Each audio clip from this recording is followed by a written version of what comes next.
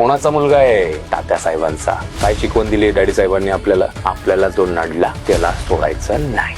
मंजूला बसणार एक मोठा धक्का. सत्या? होय वाघमारे, मी समोरच आहे तुमच्या. दिसतोय ना मी तुम्हाला? वाघमारे काय झालं? इन्स्पेक्टर मंजू या मालिकेमध्ये आर्यन आणि पूर्वा तात्या साहेबांबद्दल बोलताना दिसतात, त्यांच्या योजनाबद्दल बोलताना दिसतात आणि आर्यन आणि पूर्वा त्यांचीच मुलं आहेत हे सुद्धा कळलं आहे. जी शिकवण दिली आहे तात्या साहेबांनी त्याच्याच बद्दल बोलताना दिसत आहे हे दोघं. सत्या, अरे काहीच दिसत नाही मला काय झालंय? मला कधीच दिसणार नाही का? सत्या काय झालं? बोल पटकन. आणि तिथेच दुसरीकडे जेव्हा मंजूच्या डोळ्याची पट्टी काढली गेली तेव्हा एक मोठा धक्का प्रेक्षकांना सुद्धा बसणार आहे आणि तेवढाच मोठा धक्का आता मंजूला सुद्धा बसलाय.